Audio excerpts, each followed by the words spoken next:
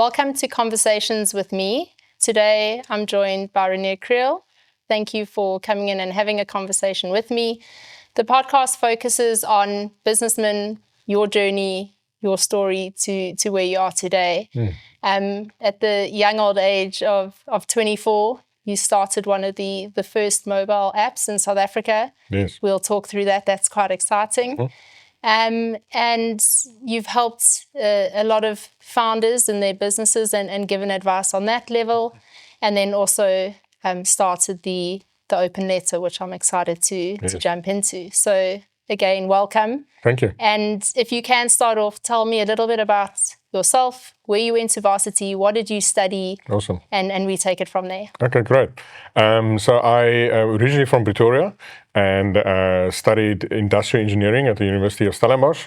And I survived for 10 months as an industrial engineer in the industry, actually working for the CSIR, which, by the way, not a lot of people know about, but it's a government institution, the Council for Scientific and Industrial Research, and some really smart people who work there. What made you get in that? I wanted to stay in Stellenbosch, and there's a CSIR in Stellenbosch, and applied for a job there, actually in Defence, Peace, Safety and Security, which is a division of the CSIR that looks into building capability for South Africa's military and defence force. So I worked there for 10 months, incredibly talented people who work there, some of the smartest people I've met in my life, but not a very fast-moving environment.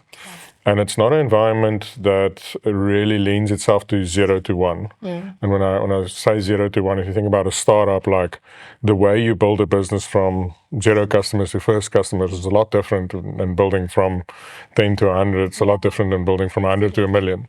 And I'm really passionate about the early stages of building a business, figuring it out. And so then I had the opportunity to start a software company. It was called 4i Software originally, and 4i Software focused on building mobile applications as a service. And in starting that, because it was very new and an unknown territory at that time, why that industry? What made you focus on that type of work? And what gave you that drive to start something that was so new in the market? So I always loved software development, did it as a subject at school. This was in early 2000s. So, we were still pretty much web 1.0. So we had HTML web pages, but we didn't have web apps. And then got intrigued in web apps in varsity. And we actually started out the business focusing on web apps. But it's quite difficult. At that time, the market was quite small. We were 20-year-olds, finding people that wanted to use us as, fresh out of varsity kids doing things were limited. But I always was always fascinated about mobile apps and what that could do. In fact, interesting story, the person who founded an app called Mxit, which was quite a popular chat app back in the 2000s. The person who founded Mxit was from Stellenbosch, and his daughter went to class with me, Nicolene. And I remember one day, I think it was in engineering math, Nicolene comes up and she's like, "Hey, my dad's company is building this app. Do you want to try it? I see you've got a new Nokia." So I had a 3310 at the time. And I'm like, "Yeah, let me give it a shot." And she helped me install it. I think I was the 16th person on Mxit. And her and I started chatting on Mxit because it was just cheaper than text messages. It was basically free. And I was really infatuated about the capability of what a mobile phone together with this ability to build an app and the internet could do. It just had so many possibilities. So as we were building 4i and focusing on web apps, I always leaned towards maybe we should go towards mobile apps. And then someone showed up and said, "Hey, I want to build an iPhone app." And this was iOS 2.3, which is the first iOS version that allowed outside apps. So iOS 2.3, they asked us if we can build an app to allow South Africans to buy prepaid electricity. App was called PowerTime. It actually runs to this day. But as far as I know, it was the first transacting mobile app in South Africa. So you put in your credit card details, you buy a prepaid voucher for electricity. So we built that, and once we built that and we put it out there and started speaking about it, so many people came to us and said, "Hey, I also want to build an app." And it was such an interesting time in the mobile app space because we had iOS, iPhone ecosystem. Android was busy establishing itself. And back then it wasn't a two-horse race than it is today. So Microsoft was still in it. BlackBerries was still very popular. Nokia still had a big play. And all of these ecosystem players try to invest into development of mobile apps as a way to capture market share. Yeah. So they saw Apple putting out an app store, it was great, and they said, we're behind, we have to throw money at this, we have to get people to build apps, because once the best apps are on our platform, people will buy our phones. That was the philosophy. Didn't really play out for them, ended up, as we know, two-horse race with iPhone and iOS and Android. But we partnered with a lot of these ecosystem players. So we had BlackBerry giving us money to build apps, we had Nokia giving us money building apps. So we built apps on every platform, and then very soon we became like the only app company in South Africa that could build apps on every platform. How big was your team at that point? At the biggest, there was about 50 people, Okay. of which the majority were mobile developers, but we also did a deal to acquire a company that was really strong in design. Okay. So we built a really good UI and UX design team as well. And then we built apps for some of the biggest corporates in South Africa. As a 24-year-old, you don't really know much about business. No idea what you're doing. I mean, if you could go back to your 24-year-old self now, knowing what you know now, what advice would you have given him then to say? Probably don't do it. Yeah. So I think one of the interesting things, and one of the superpowers of being a young founder is naivety. So you don't know what you don't know, right? So you go, I remember thinking, how hard can it be? I mean, you get a client, you service the client, you make money, right? But don't you love that confidence though in youngsters? I always find that the older you get, the less confident you are. Yes. Like, I love that passion and enthusiasm that youngsters bring to the table. Yeah, and if you combine that with stubbornness, right? Yeah. So I had a bit of stubbornness around on me to go like, well, I'm going to make it work. Yeah. And then sometimes you confront it with, if you were to consult older people, they'll go, you're crazy, this is never going to work. But that stubbornness makes you push through it and figure out how to make it work. Can I ask about funding though? So obviously with that, there takes a lot of cost is involved. You need to put bread on the table. How did that funding then work for you to then say, was it easier to make it work, or were there times that were hard and you're like, oh my gosh, like, how am I going to pay salaries this month? It happened many times. So I think what's nice about a services business is it's actually one of the easiest businesses to start. So if I were to start a software business, today, I could likely be profitable by month end. If I have relationships. The way you structure the billing, you can structure it, people pay you monthly for the work that you do. There's a markup on that. So it's a much easier business to start. If you were to start a product business, obviously you need to sell a large amount of product, but typically you have to invest in developing the product, you have to order it, you have to get it.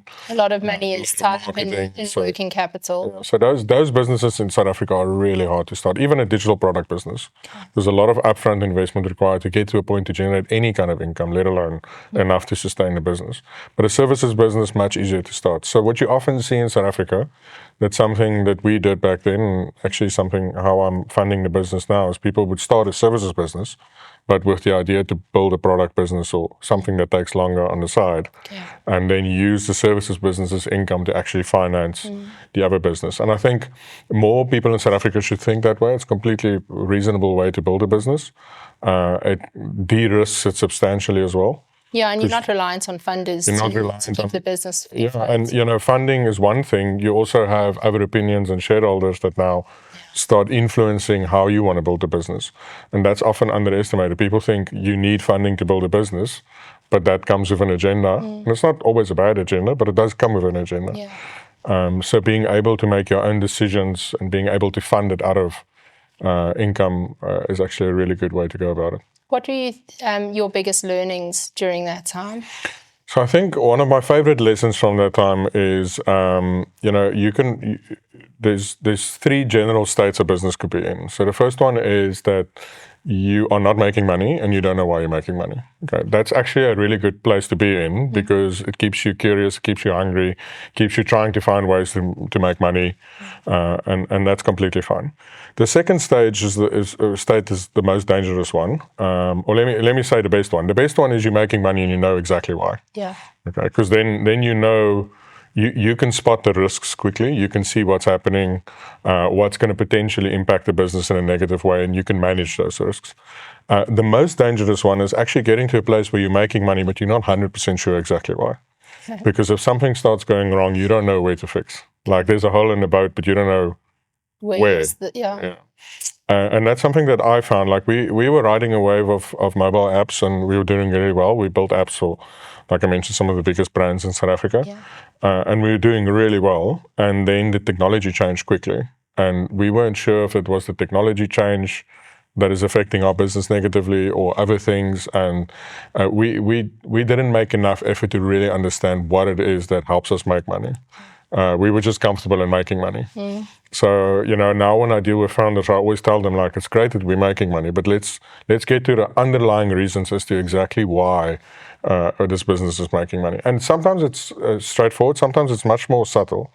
Like people buy one product for you, but the reason they buy it might be different to what you think they're buying it. And understanding those nuances helps you protect yourself and just manage risks. What happened to that business?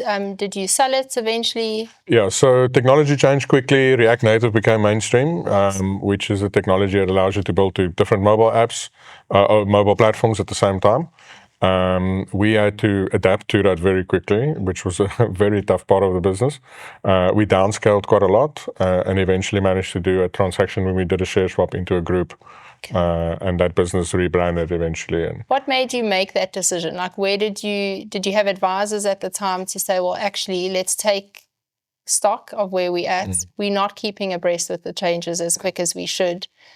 Let's downscale to sell. Yeah, if I'm honest, I think at the time I was a bit of a proudful youngster. Like I'm building a big business. I don't need inputs. Now, when you're getting ready to sell, like in mid-30s. Okay. Yeah. So unfortunately, I didn't build up a network of older people that could advise me. So it wasn't an easy stage of the business. If I could go back, that's something I would definitely focus on. Just build a relationship with older people. Like older people generally want to help younger people. Yeah. Even without getting paid. Like just asking someone's opinion, hey, how would you do in this situation? They'll help. They generally give their inputs or even try and connect you with someone that you can work with. Like, and I didn't do that, and so didn't get a lot of outside counsel. I think something that did happen is I was tired of the services model. The complexity of the services model is quite big. So I mentioned earlier it's easy to start, but once you scale it and you get like around about 50 people, managing people inside as well as customers on the outside, that balance is quite a complicated thing to do. Because people are dynamic and people have lives and things happen, right? And being able to navigate, people on the one side having to deliver a service for people on the other side, and both of them are dynamic, both of them have lives, both of them have personalities. Managing that was quite complex for me. And also it's your business. It's like your baby. So you'll do everything in your power to protect it. But other people, they're just employees. And they're employees, yeah. And it's just the nature of what it is. I mean, it's not... and so I was a bit tired of that model. And I think one of the hardest things is I got to a point where I lost belief in how and what we did. Okay. And then it became really hard for me to sell it because sales is based on trust. Yeah. And if I can't be truthful and authentic then messaging, then it's really hard for me to make sales and grow the business. And that's where it got to. Tell me, as a businessman, I just want to talk about that. When did you lose that focus? Was there like a defining moment where I need to get out, like I'm done? Were hours long, or had you just lost passion for what you were doing? I think the complexity of getting employees to line up with what the promises that we make into clients were really complicated at that point. Okay. It was just it's the sheer complexity of it. So it wasn't as though, sometimes you find a system or an operational model and you can tweak the operational model. You can get software to help. You can do all kinds of things. But if you've hired 30 people and it's really hard to change what they do, how they do, what they offer. And it's by no fault of theirs. I hired all those people, so I made those hiring decisions. But when I realized the business needed to be something else, it was almost too complex to change it in that direction of what it needed to become. Okay. And I think that's where it became really difficult to grow the business further. knowing that, there's a disconnect between what we're doing inside and what the market needs, and bridging that gap was very complicated. I think I want to talk around culture within a business, because I find most businesses, as they grow, the core values of culture are there, but things do change and shift. And in a growing business, you need to make sure that you protect that culture, to make sure that the messaging is clear, that you bring people along that journey. Do you think at that time, because it was just too time consuming and the effort was too much, you maybe had lost a bit of that culture within that business? Yeah, I think also there's a massive difference between people that are extremely valuable and useful in the early days of a business and the kind of people you need when you're like 50 plus. And I think we had a mix in there. And now, now that I'm older, I have a better appreciation for allowing people to be specialists in areas and kind of working navigating that setup. Back then it was really complicated. So, we had people that were there from day one, but they weren't necessarily the best managers, but they were highly technically competent. So instead of getting that person to manage people, we should have just allowed them to be a specialist in an area and get a different manager in. And I think that was some of the mistakes we made. And I think something that's also challenging with a services business is constantly getting people excited about the vision and the dream and where it's going. Because sometimes you can attract really exceptional youngsters with a great dream and a passion of, we're going to take over the world. And I firmly believed in my 20s, when I sold people that dream, that's what we were going to do. But as you get battle-hardened in business, you realize, well, maybe that's not. Maybe this naive. maybe this is just a company that's going to pay people good salaries and service their clients well, and that's also okay. But then it's like, okay, well, if I can't recruit people with a big and flashy dream anymore, how do I get them?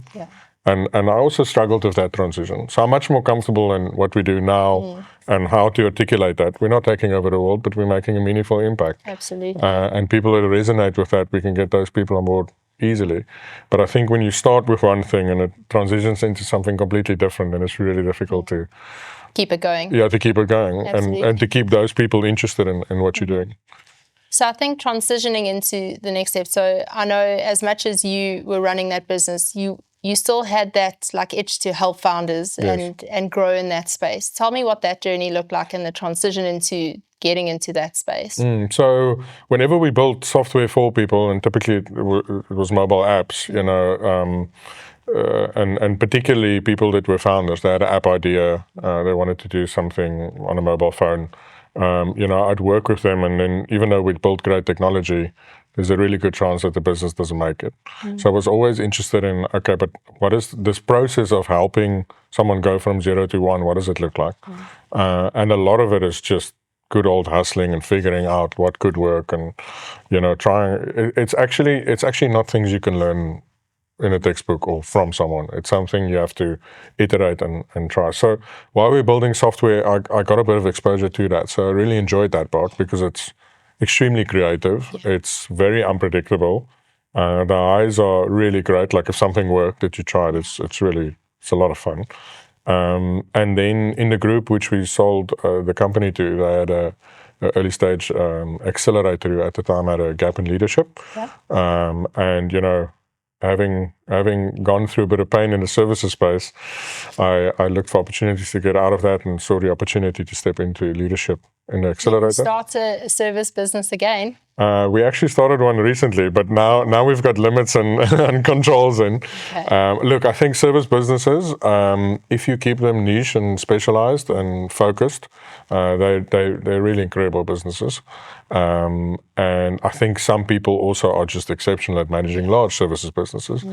Personally, that's not something that I think I'm good at or enjoy doing. But small agile teams, multi-focused, but within the focus, multidiscipline, I think is a lot of fun. With founders that you engage with, what differentiates a good businessman and you're like, okay, this guy's going to make it, to an exceptional leader and this guy's definitely going to make it? Do you think there's specific characteristics? Oh, definitely. I think someone that's very eager to learn has the best chance of making it from 0 to 1. So someone that's very set on their ways and thinks, this is the way to do it and there's no other way, Like, it's really difficult for them to make it because it's just so unpredictable and there's so many things that can go wrong. It's about thinking on your feet and really trying to find out how to make something work. So typically people that are humble, eager to learn, open to inputs, but also has a lot of grit and persistence, a bit of naivety, and a lot of passion for the specific problem they're solving.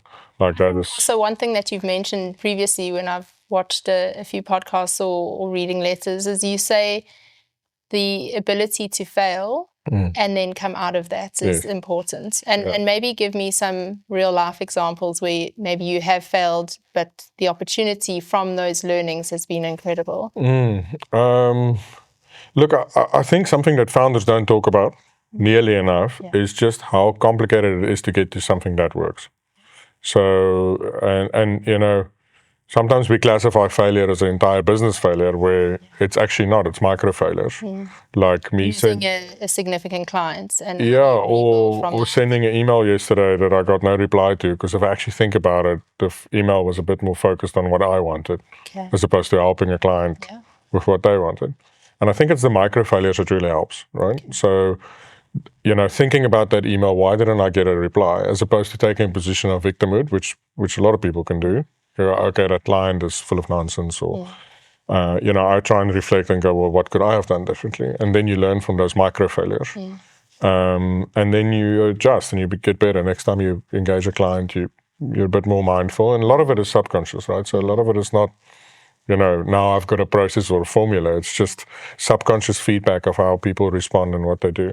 And I think those micro failures are super important. So, you know, if your ego is sensitive to feedback like that, like, it's really hard to learn and get out on the other side and become better. So micro failures, I think, is a definitive one. And then the other thing that happens is things never work out exactly how you plan. Like, I've never done anything and gone, okay, this is exactly what we expect.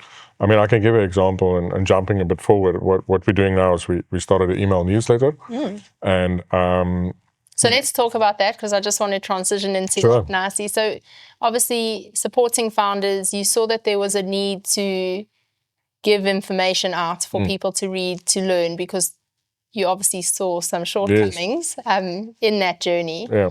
So you started the open letter. How did that start? And I just want to talk a little bit around, because you and I have spoken previously about, okay, I'm going to now start sending emails to my network, which you said previously you hadn't really built, but now you've built something, and talk me through that journey. So when I was running the early stage accelerator, one of the founders came to me and he said, "Do you read The Hustle?" And I'm like, "What is The Hustle?" And he said, "No, it's this email that he gets every day." And I gave it a shot, and it was an American-based email, daily email newsletter, and they would cover the most interesting business topics. Like, they would find someone that's building, you know, some tech business that's just so bizarre but so interesting, but they would do it in a conversational, fresh way that really made me want to read it every day. And you know, at that time, I already saw that in South Africa, I felt like the startup narrative wasn't great. Like, I felt like it could be better.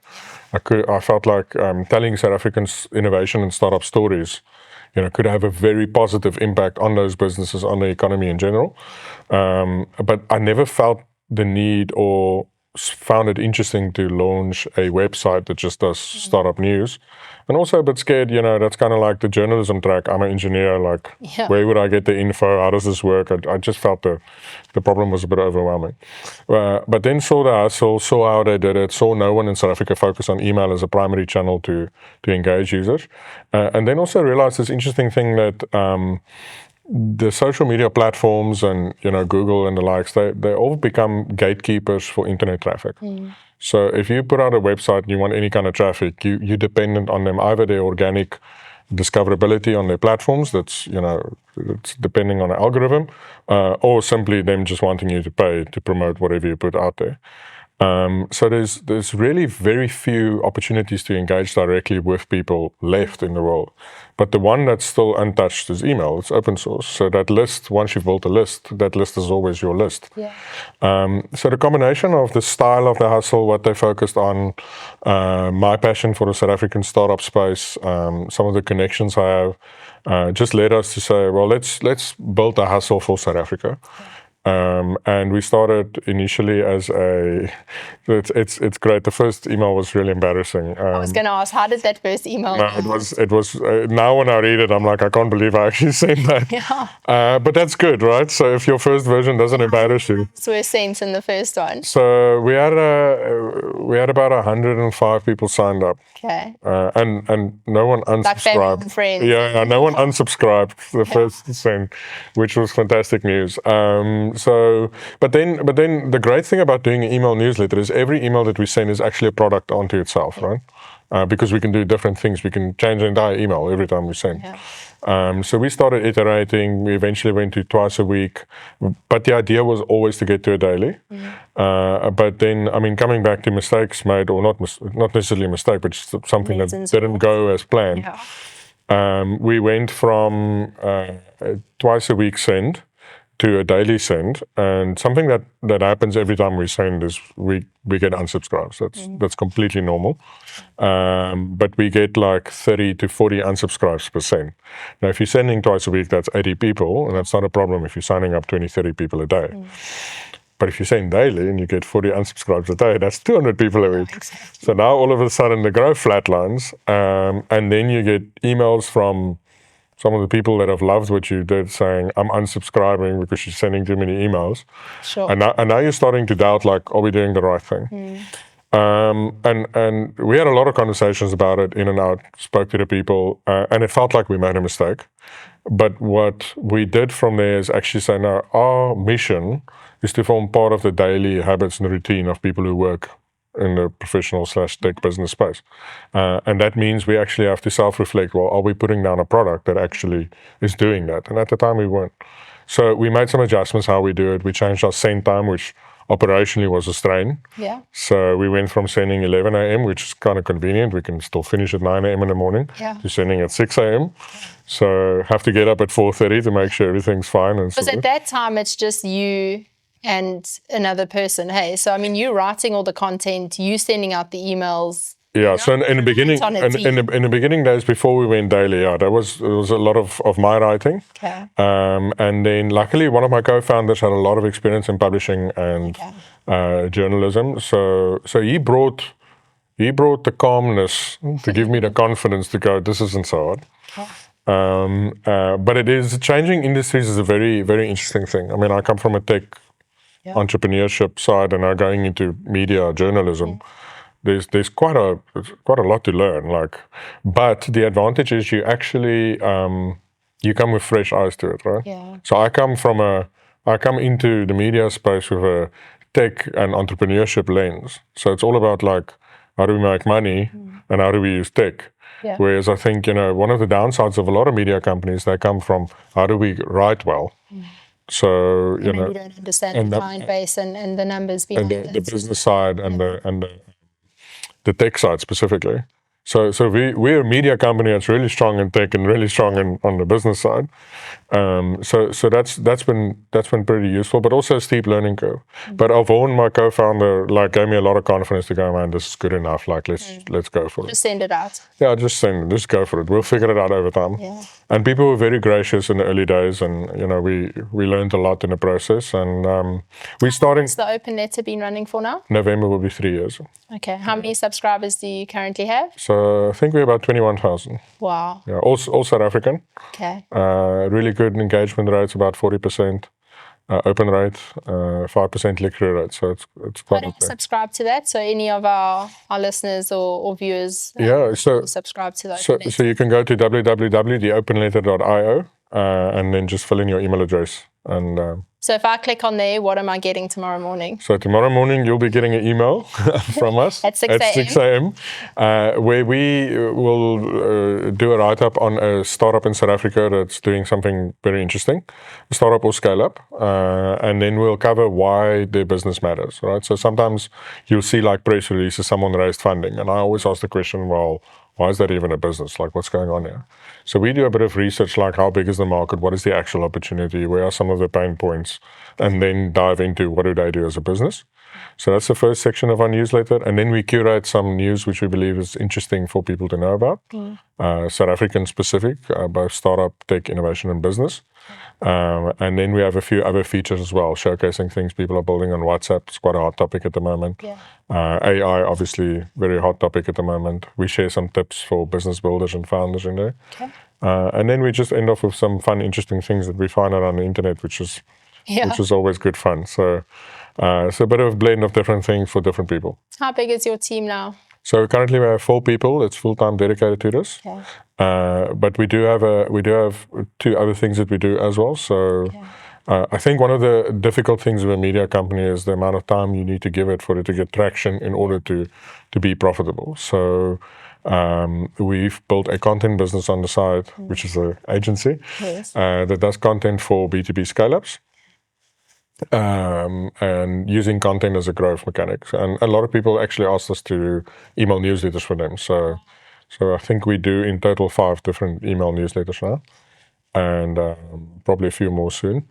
And then we also built a founder community. So the founder community is a group of currently about 100 people that are earlier stage founders, which we do weekly online masterclasses. We do social gatherings for them.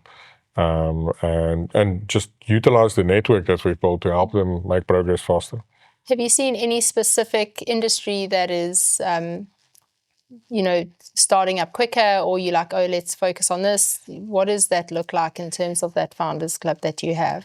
So I think fintech in South Africa for the longest time has generated a lot of interest simply because of the scale. And I think stories like Capitec has really captured the imagination of a lot of people to say, imagine what you can build. So fintech has seen a lot of action for the longest time, and even more so because I think we've got regulating bodies that are quite pro fintech and trying to see, how they can simplify things to make it even better and easier. These things do take time, so but we're starting to see some of that happening now. So very pro technology, very pro simplicity and efficiency, and that creates opportunities for a lot of small players to do very interesting things. The other thing is just the emergence of the types of businesses that can now be built because of AI. In the newsletter recently, we covered a story of someone that built a platform that basically organizes tender information, government tender information, organizes it, centralizes it, and matches it with what your company can do. And that's government spends about R1 trillion a year on procurement. And when you say that, most people go, it's all corruption. It's not all corruption. A large part of it is actually normal business. And there's great opportunities for entrepreneurs to capitalize on that. But if you're a single entrepreneur working for yourself, maybe 2-3 people, trying to navigate through all these different tender portals, finding this, it's just impossible.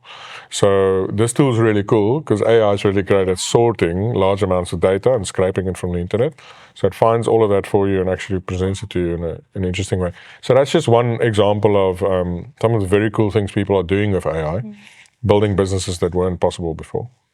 So I want to ask you about the open letter. What gives you the inspiration daily to write something and put something out every day? It's absolutely just the impact it has on founders and also people reading it, but mostly founders.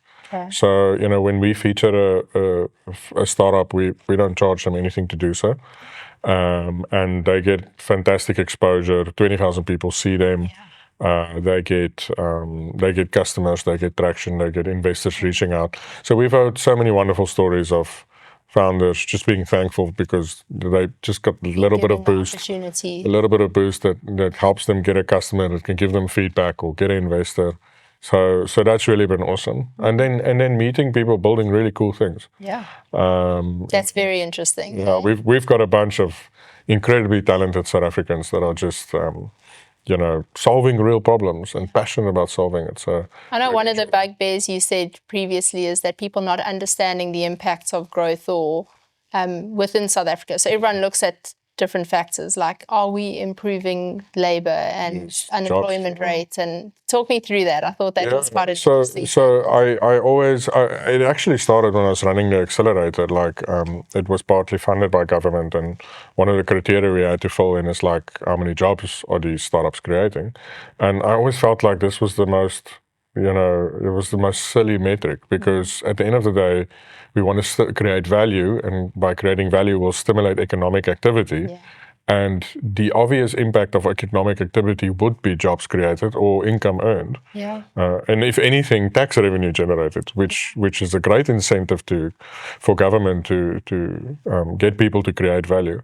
And if you look at government's objectives, it always speaks about jobs created, like what is the unemployment, how many jobs have we created, where GDP, value created, is actually the only metric we should be focusing, because ultimately growth in GDP would result in jobs created. And I think the long tail impact of that will also be seen once the private sector sees opportunity in investing into education, because growth is just outrunning the amount of talent we have available.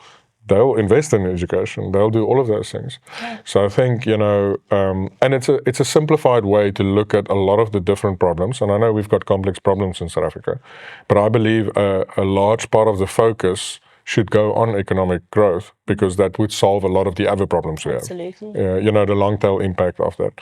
So, building businesses, and that's why I've got such a heart for championing founders and people in entrepreneurship, because it's insanely complicated. And the funny thing is, founders are typically not the people, they're typically successful because they choose not to be a victim, or, so when they never get credit for anything they do, it's okay. It's okay, they don't mind, like they just keep going. But what they're doing is actually really complicated, and it's adding a tremendous amount of value to this country. And, I just think we need to... Don't you feel that we don't incentivize businessmen and business owners enough? No, not at all. South Africa? Not at all, no. I think even, let alone from a taxation point of view, I think, even just from our posture towards people creating value, we should hero these people. And I think sometimes, the lens has been a bit from the other side, from the union side, putting pressure on people earning a lot. Yeah. But them actually building a business and carrying it to that point, there's a lot of honor in that, and a lot of, we should champion and hero those people. I think that's something that America does really well, to a large extent. They really champion people that are value creators. For me as well, is that, yes, we champion the bigger businesses, but it's actually the smaller ones, so the founding businesses that employ the people within their local community. Those are the people that are driving proper change. Yeah, and those people are passionate about the communities they live in, let alone, funding a salary of someone. They get involved in projects, they want to see their communities thriving. And, the very interesting thing that I learned later on in my life is, like, different people just have appetite and skills and ability for different things. So some people would be exceptionally talented at running a 5-person business, pay a lot of tax every year, and deserve every cent of profit they make. And, we should celebrate those people, because they're fantastic. So I think also, because South Africa has such a strong corporate setup, like, people tend to look at those companies and think, that's where all the action's at. And for sure it is. I mean, the JSE does fantastically well compared to the rest of Africa. Even in the context of the world, we've got a very strong market system here. But it's the small businesses that I think, often go unnoticed. And, a very practical example also is, like, the VAT registered threshold in South Africa has been the same for, 20 years. And, when you reach R1 million turnover, you have to start charging VAT. And then the admin behind completing a VAT return. The admin, etc. But I think the biggest burden is if you run a small hairdressing shop, and now all of a sudden you hit the VAT threshold, you can't charge customers 15% more. You have to absorb that 15%. So you're technically making 15% less. So, I'd love to see a government just look at those things and say, okay, can we help the small business actually, just with a bit of recognition in terms of tax breaks. Yeah, absolutely. To say, you guys are creating value, you taking on a lot of risk to make a positive impact, and we want to reward you financially for doing that. Absolutely. So I think a lot of your businesses and your founders, and when we spoke off, camera previously, is we spoke about building a business, and I want to talk around from being a salaried, director or business owner to then building the tree and the asset base. Let's talk through that and maybe some learnings that you found, because I think a lot of people go into business and all they're building is to put food on the table every month. Yeah. So it's something that I constantly have to challenge my own mindset about it, because when you're working for yourself, your deadlines are whatever you could often become whatever you feel like, right? And then you kind of just fill up your time to do enough to be able to earn whatever you need to earn at that stage of your life. But what's very important for people that are working for themselves is to think about how do you build equity. Because it's one thing to generate a salary for yourself as an entrepreneur and not having a boss. It's completely a different thing if you're building a business where the shares of the business is actually worth something. And I know the most simplified way to look at when is a business worth something is if it's generating a profit, then then it's actually, up until that point, it's almost pointless to put a value to it. Like build a business, get a profit, because then it starts generating return for the shareholders, right?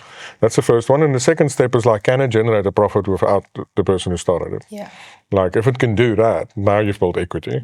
So I think it's so important for people who work for themselves to always have that long-term mindset of saying, am I building towards a salary here, or am I building towards something that would be worth something to someone else? And I think for me, the first time I was involved in a transaction where we built a company and we sold the shares and that money came in, some like a penny drops for me. I'm like, oh, is this what I'm doing? Yeah. Because we earned, some months we earn salaries and some months we don't, but we earned an income while we were building it, and now all of a sudden you're selling it and there's value that you've created. That is a wonderful feeling to be able to create value that is not a salary. It's like something else outside of that income. So always try to challenge founders to say, okay, there's two parts here. We need to keep the ship going. So you and the family needs to eat at the end of the month. That's completely acceptable. We all have those realities, and particularly more so in South Africa. But how do we always take a step towards building equity value? Like, what does that look like? I think as business owners, one of the things that we look at is we always say, need to look close. So protect the things that cash flow, people management, client service, but you always have to look far. Yes. Because what's coming? What is the risk down the line? And I think businessmen are so engrossed in the detail of now that they forget to look what's happening a year, 18 months, 2, 3 years down the line. I think it often has to do with not knowing exactly where the point is you would like to arrive at. Okay. So when I built my first business, we were like, make it as big as possible. Like that was kind of the plan. Okay. Right? Great plan for a 20-year-old. Yeah, exactly. But that wasn't a great plan. And when that's a plan that gets derailed easily. Like you keep on hiring and margins suddenly go down, you go, but that's not what I wanted to do. So now with the open letter, we've got a very specific plan of where we're building to in the next 18 months. I know how many subscribers I want. We know what kind of revenue we want to generate from that. We know what kind of margin we're looking at. We know how many staff we need to build there. So it becomes much easier to make equity building decisions. Yes. Because that becomes natural. Because we know everything we're doing is taking a step towards those goals.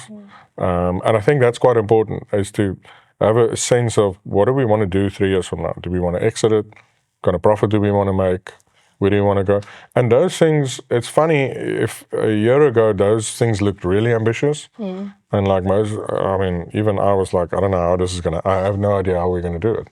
But now a year later, I'm looking at them going, okay, cool, this actually looks attainable. Like we could get there. But you set the goals and you put the ball in motion for what you've achieved currently. And I think that's also an important metric for entrepreneurs, is that you have to set ambitious targets. Yes. So you can get there. Yeah, and I think get to the kind of understand business metrics. So finances is one part, but like understand like your cost of acquisition. Like how much does it cost you to get someone on board? Like what is your lifetime value per customer? And start working out those things and get the ratio as well. At the moment, we're looking at our cost per acquisition to get a subscriber for a newsletter, and then the lifetime value of money we project we could make out of a subscriber. And looking at that LTV CAC ratio, as they would call it in software as a service metrics, the LTV CAC gives us an indication if we're spending too much or too little on marketing. Okay. So if the number is really high, we know we should be spending more on marketing. If the number is really low, we know we need to turn down the marketing spend and focus a bit more on our business.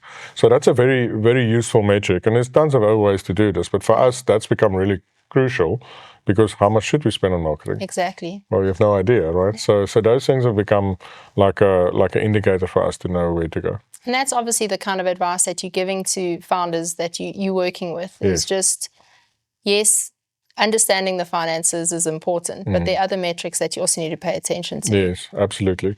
And there's a bunch of different things, right? Yeah. It's like cost per acquisition, which I mentioned, lifetime value, but then also your conversion rates in different stages of your funnel. That's a very important thing. Like, how many people do you need to get onto your website to book a meeting, to do a demo, to get a client? Yeah. Getting those numbers right gives you a good idea, like, okay, well, where's the problem at? If we're not converting at the rates we expect to convert, we know we need to focus there and get that part better. Do you have any success stories for me where you've met with one founder and it's just been incredibly rewarding to work with that person? Many. What comes to mind recently? The kind of founders that I like to work with are ones that are super passionate about specific problems, and they nerd out about a specific issue. They're like obsessed about it. And I think what resonates is that's kind of what we're doing with what we're building. We're kind of obsessing about getting the word out of what people are building and connecting people and really making a positive impact through the content we generate. So a recent one, actually I spoke to him this morning, it's two founders, Elijah and Danae. They're part of our community, and they're building tools and games to help educate people on managing money, but particularly kids. Wow. So they built a board game called Finmaster. I've played it with my kids. Luckily I've won 4 out of 5 times, which is good for family dynamics, but it helps kids, and even help me to a degree, understand certain asset classes better, understand risks associated with these asset classes. And I've got my kids asking me, I've got a 10-year-old girl, she's asking me about how do I buy shares in Naspers, because we've played the game, and she built a passion for it. So they do that in board games, but they also do it in schools. So they're now rolling out digital tools that people can use at schools to educate kids on how to. And that's where the impact really matters. Then the impact is massive, and they're super passionate about what they're doing, and you can see it on how the business is getting built. So very early stages still for them, but they're making great progress. With the founders that you work with, what is that age dynamic generally? 20s? Yeah, 20s to 40s, I would say. Okay. Yeah, I do think having now started a business again later, it's substantially easier. So, there's an international metric that actually says that most successful founders are aged around 40. Okay. And I can see that, because when you get to 40, there's a combination of life skills and network and skill that actually comes together, which makes it actually a really good time to start a business. And typically what I've seen as well is like people worked in a specific field for a long time and they've become specialists, and then they see a specific problem, and then they step out to build a business to solve that problem. Yeah. But then they're subject matter experts. They already know a bunch of people in that space. It's easier to get your first customers, easier to understand a problem. And yeah, so I think 40s is a really good time to start something new. You got 20 years before you retire. 20 years to make it work. And it normally takes 5 to 10 years for it to work properly. Definitely. So, and I think that's the thing, is businessmen need to be patient. Absolutely. Because it takes time to build something meaningful.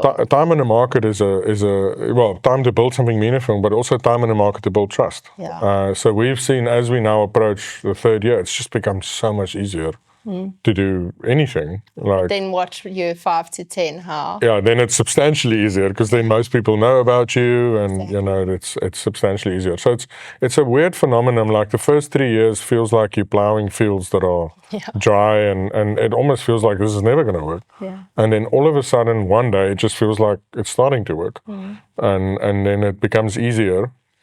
So time and market, I like the analogy to where I tell founders, like starting a business is like starting on a boat, right? You're on an island and you're like on a small rowboat, but it's full of holes, right?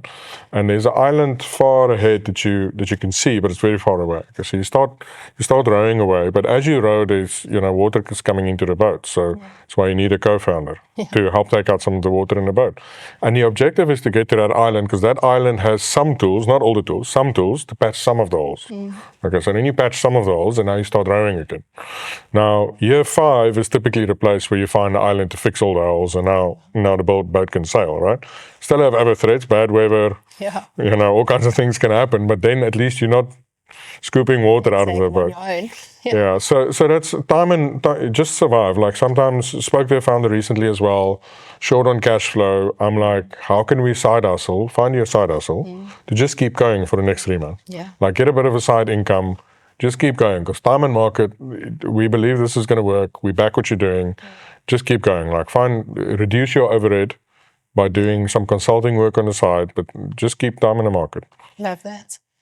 So we've spoken a lot of what you do business-wise. What do you do for fun? What are some of your other passions that you're involved in? I love my kids. Yes. So I'm quite that's good at times, I'm sure. So I've got 3 girls, 10, 8, and 4. Absolutely love them. I love being a dad. I think it's one of the most exciting things I get to be part of. And I think for the reason that you can almost stand back and observe at what they're going through. And having gone through some of the stuff yourself, you can almost plot where it's going to end and then just help them navigate that. So I really enjoyed that part. And it's also one of the reasons why I started the business, because it gives me a lot of flexibility. And it's not about time worked. I'm not scared of working. But a consulting business is typically engaged in office hours work, where the work I'm doing now gives me the flexibility to work at 11 o'clock at night. And that's when my kids sleep. So it does bring in a bit of an interesting schedule. I have to get up really early in the morning and get some work done before they're up. But really enjoy my kids, love my wife, and we're quite active. You mentioned her, not just the girls. No, I love my wife, and we're quite active in our local church as well. So we spend a lot of time there with the community and doing life with people. Like that. I think it's so important for any business person to have a well-rounded, balanced life, and I think it sounds like you've nailed it. So. Well, we're getting there. It's a journey. So Renier, thank you so much for telling me about your story and your journey through, all the struggles and the successes. It's been great having a conversation with you. Thanks a lot for having me. Pleasure.